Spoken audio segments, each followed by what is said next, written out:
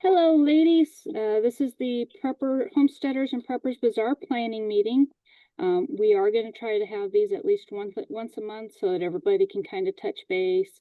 If you've got a question that's come up, if you need an answer, and you're not able to get rid of me, or you feel that everybody else would benefit from hearing that question together, outside of in our committee meeting.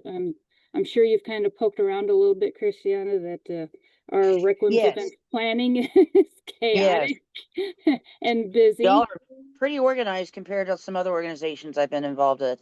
Let's see here. 2016 is when I started Guilds of Requiem as a sole proprietorship.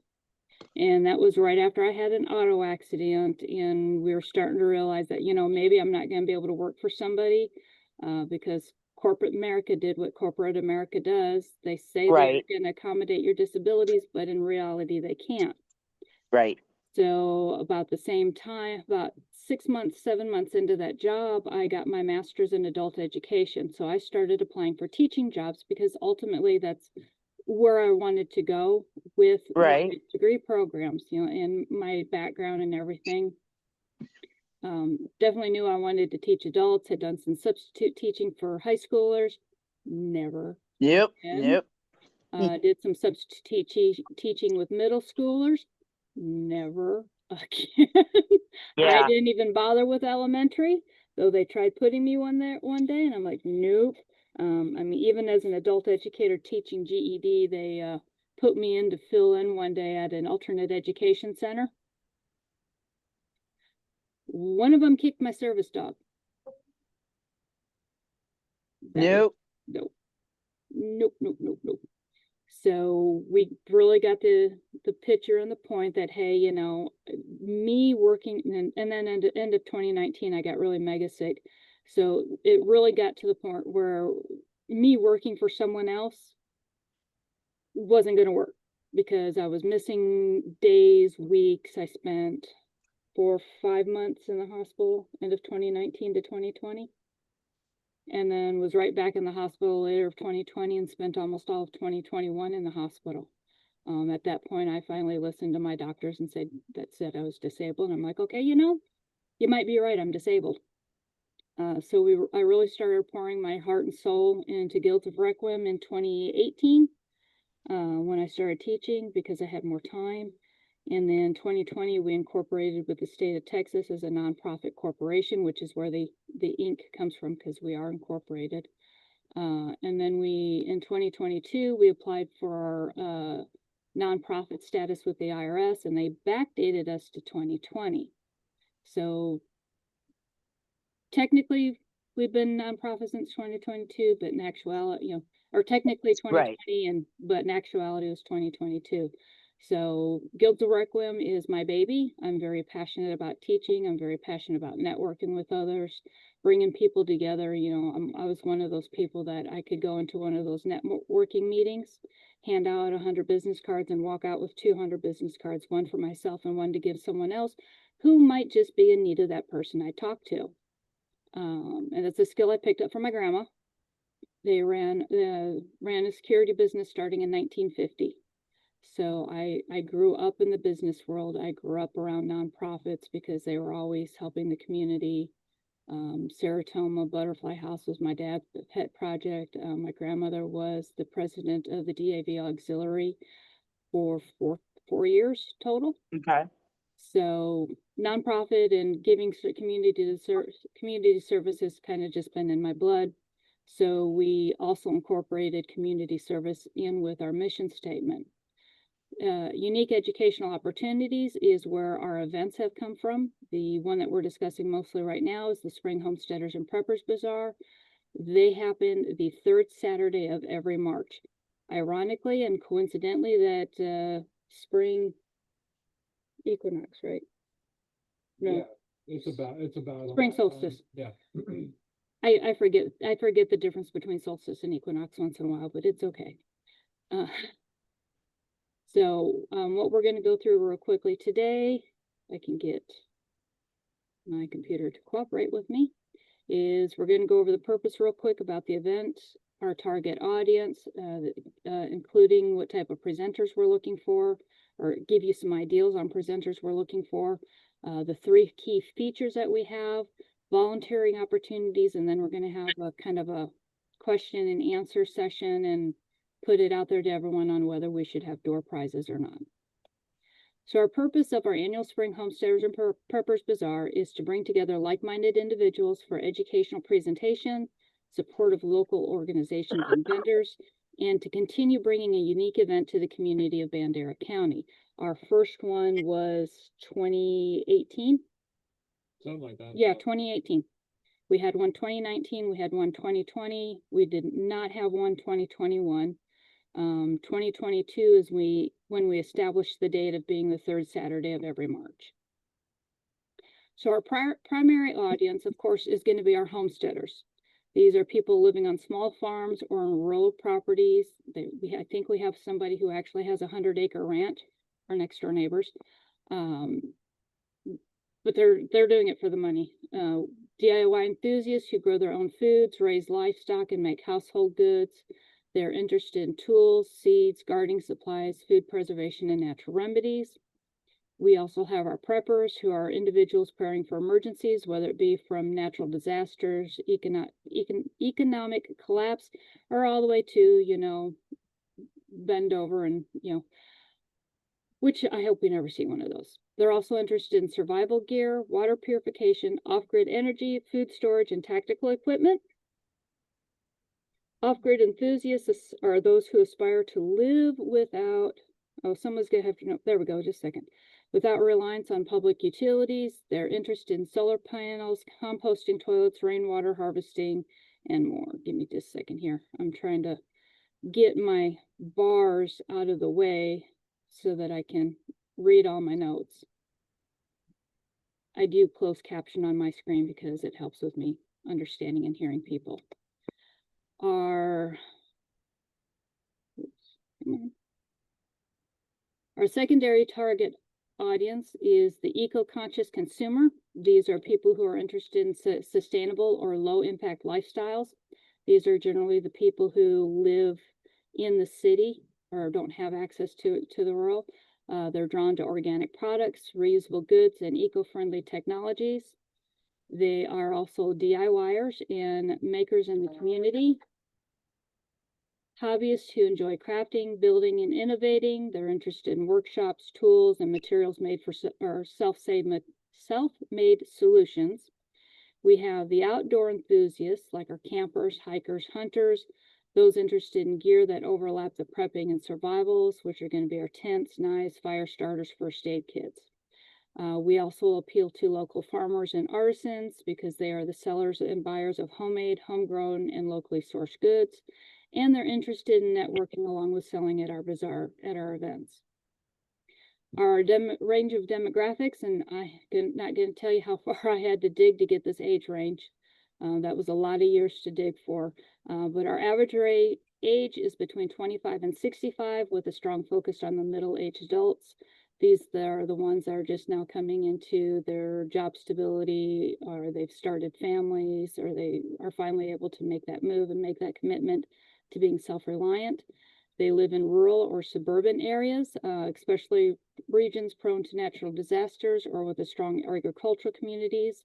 I was kind of hoping Steve would make it today. He runs the Hill Country Preppers out of Kerrville, and they have their preparedness event the first weekend in September, and we ended up having to push that off because the location was being used for an emergency operations center for the flooding. So they are definitely, look at natural disasters. The values of our demographics is they're independent, they're resilient, they're sustainable, and they are invested in community. What type of presenters are we looking for?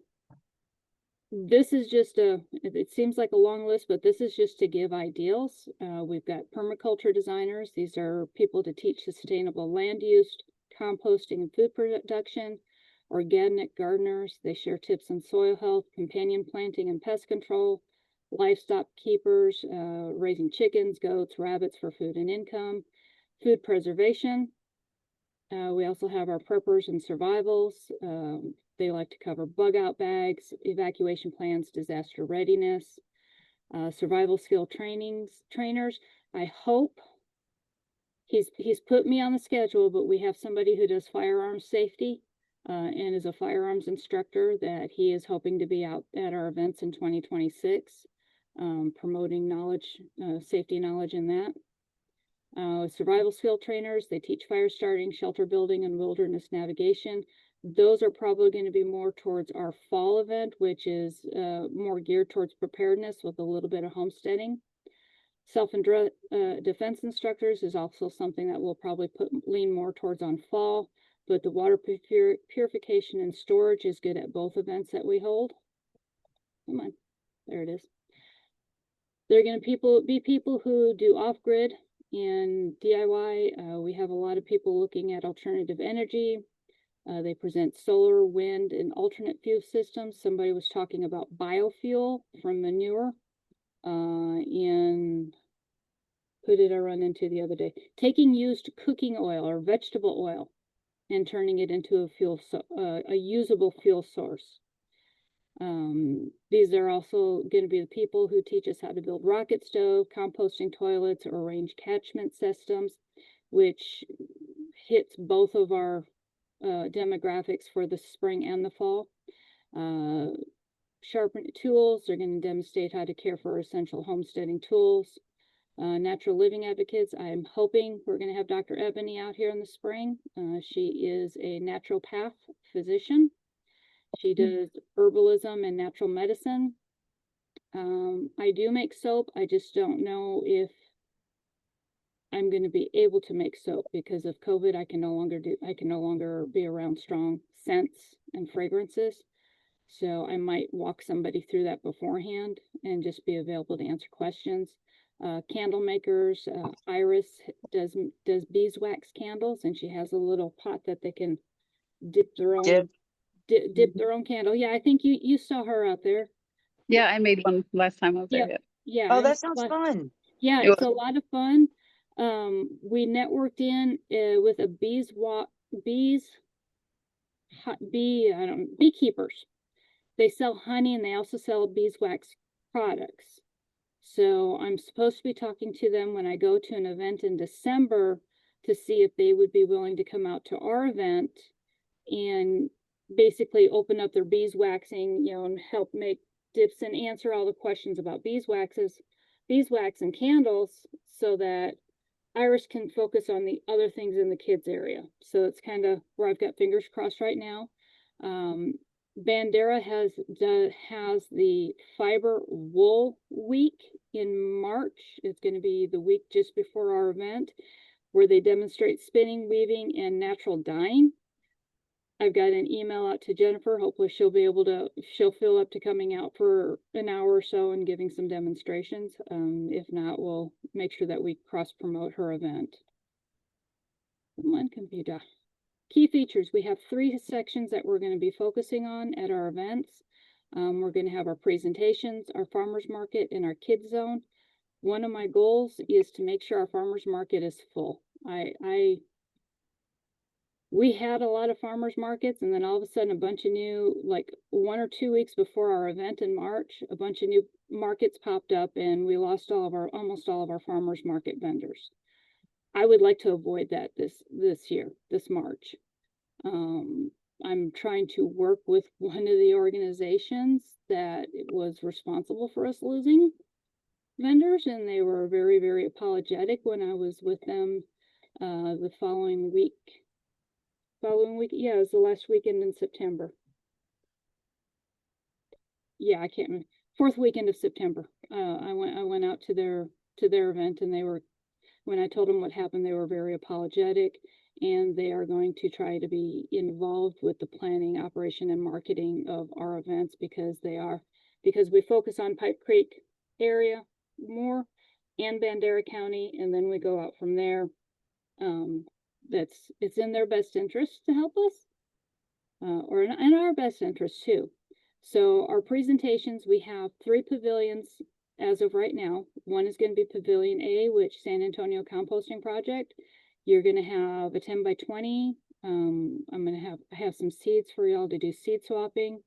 We'll have your 10 by 10 for the composting project itself to set up and to have information and someone available to talk to people. There should be room for at least 3 or 4 more canopies. I know it doesn't mean anything to you guys, but Kay, you remember where the when you first come in, where I was sitting, there was Right. a 10 by 20, and then there's that fence line on Panther Ridge. Right on the left, yep. On the left, that's where y'all are gonna be going all the way down there, and wherever that last one is where we're gonna put Pavilion B, which is being sponsored by Hill Country Preppers. That pavilion is going to have all of our prepping presentations in it, or a majority of prepping presentations. So you guys can have 2, 3, I just need to know who and what times. We were trying to stagger, but I suspect we're gonna have a higher turnout of guests this one, and I'm trying to get all of our scheduling out as quickly as I can and working on our website so that it's more informative and people know more than the day before what presenters we're having. Our third pavilion is the Amateur Radio Guild. It's also going to be an overflow for homesteading. I might put up our fourth pavilion over in the kids zone and have homesteading activities over there because Iris is going to be doing plant a seed. She's got 2 or 3 different homesteading type activities for kids that she's going to be doing over there. So I think that would probably work better to have it over there so we're not getting so many presentation canopies all in one space. And it helps fill that area better. Other than, help us fill us out more and give people reasons to walk around. Our farmers market, that's going to be that center area that was empty at the September event, along with opposite of where we were all set up. So that's going to be sponsors, farmers market, and we've got a 10 by 20 that's hopefully my soaping lady will be able to make. She had to have unexpected ankle and knee surgery, so hopefully she'll be up and good to go by March and still wanting to do it. If not, I'll try to find someone else to fill it.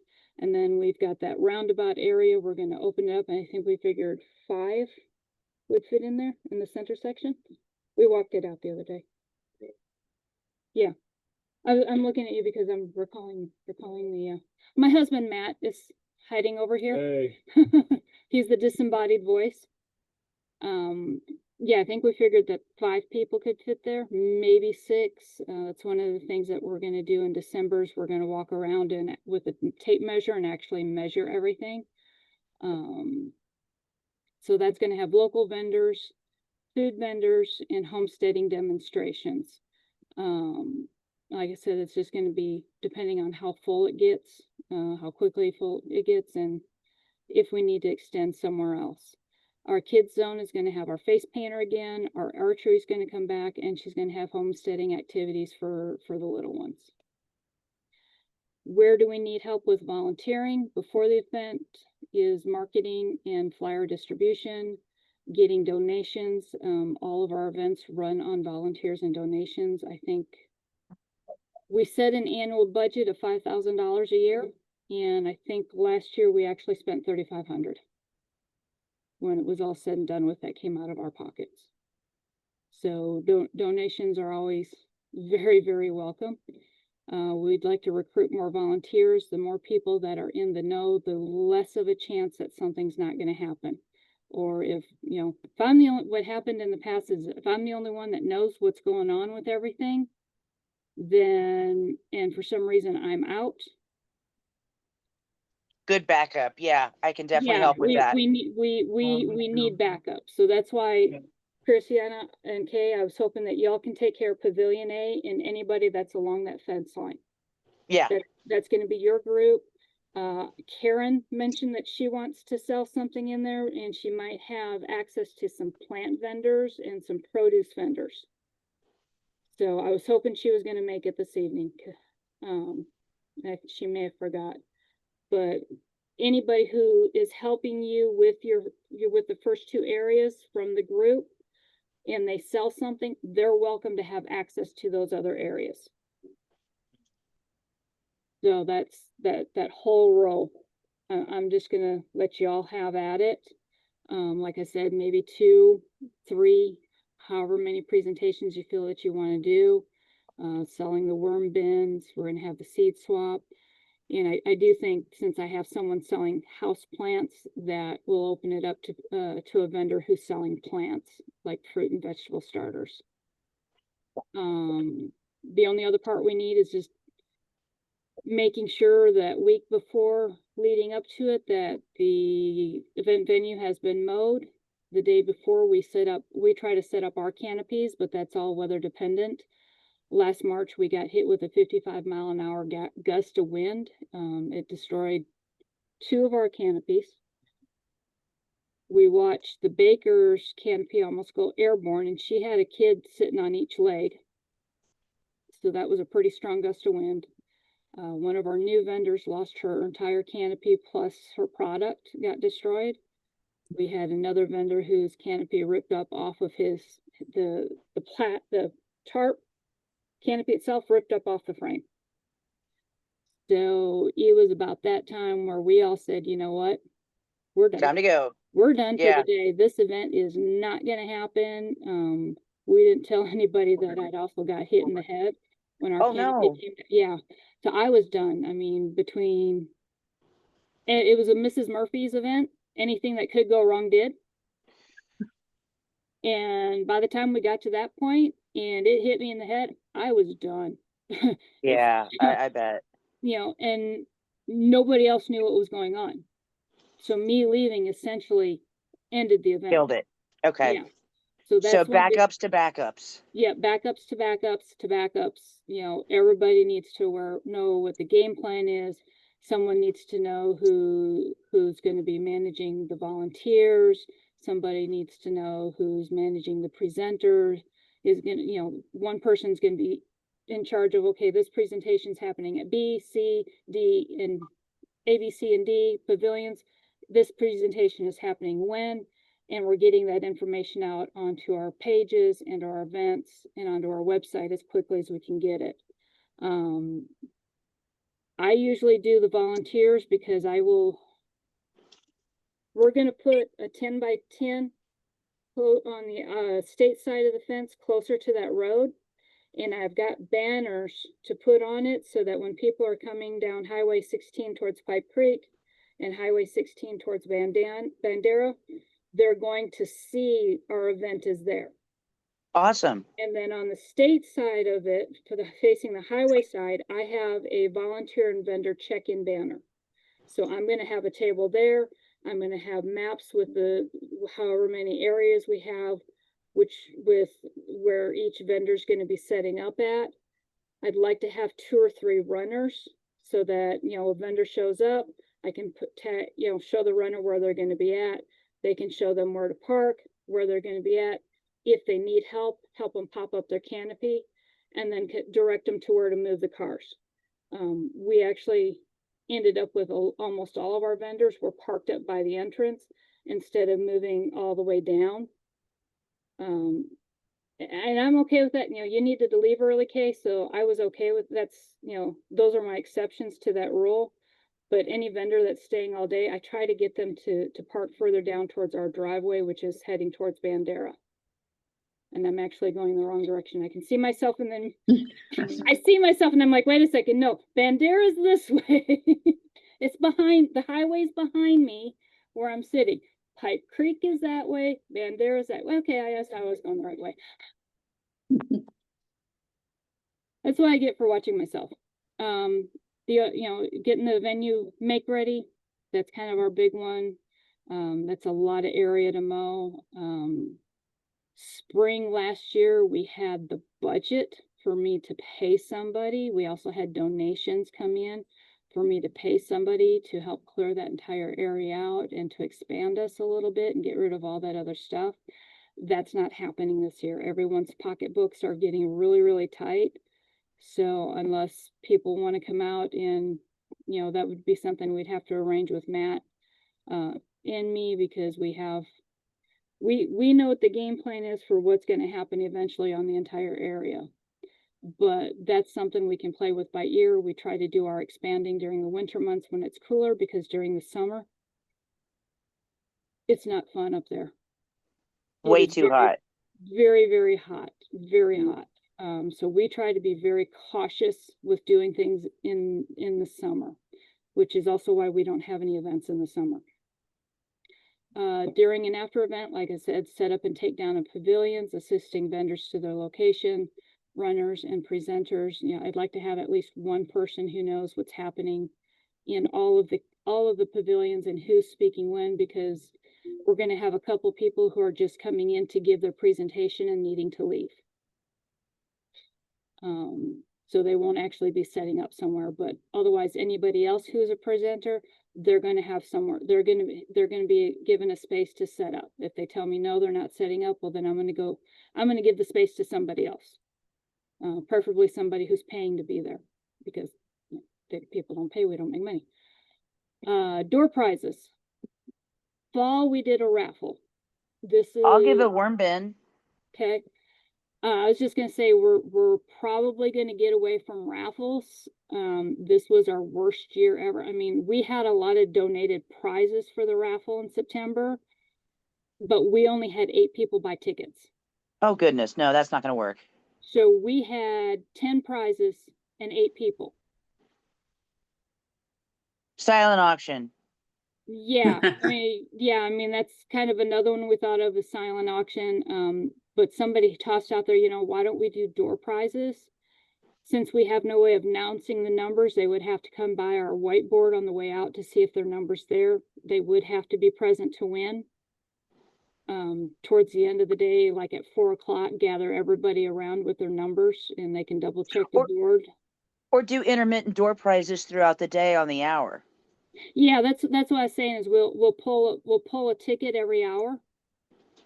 And then when a person is leaving, they can check to see, or they can come back at the end of the day to see if they won something. And then at 4 o'clock, however many we have left, prizes we have left, just keep drawing them until they're gone. Okay. But then again, is it, should we not? I need to find somebody to take charge of it. Just so that they know what's going on. You know, if I'm being pulled over to the Amateur Radio Guild to Canopy to talk CBs or whatever, then I'm not going to be able to be there to do the door prizes. I am going to have Mikey at the front of this event so that she can help out.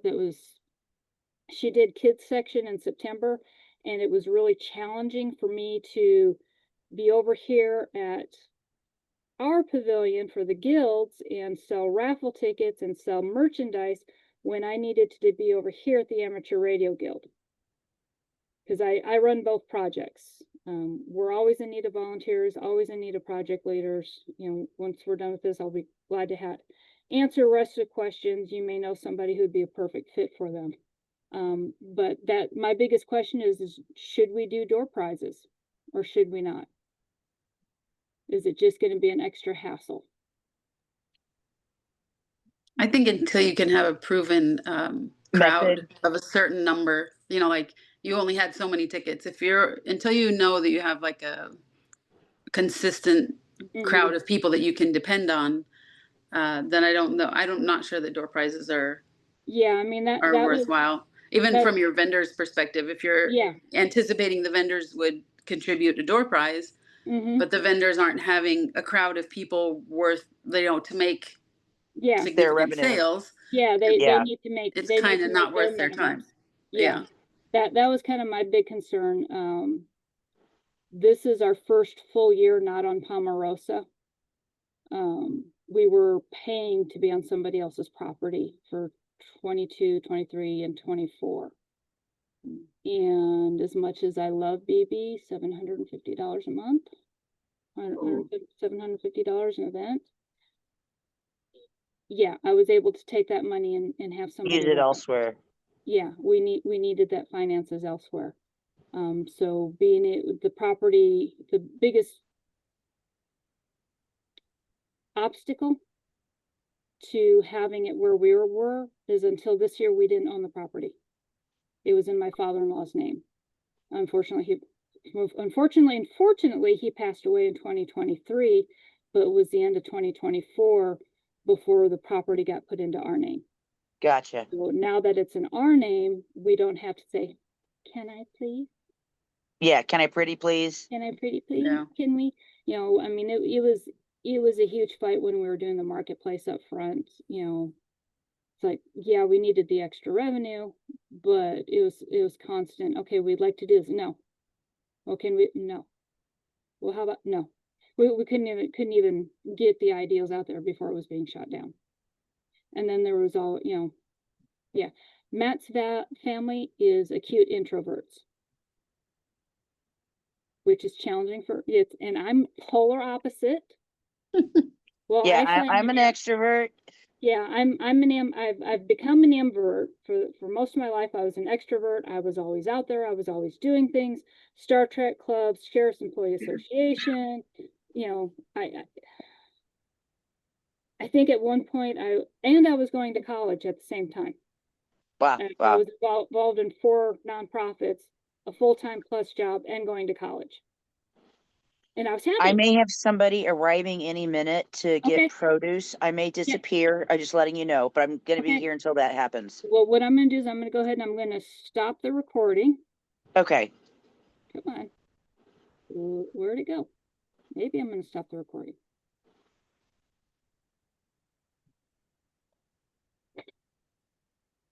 There we go.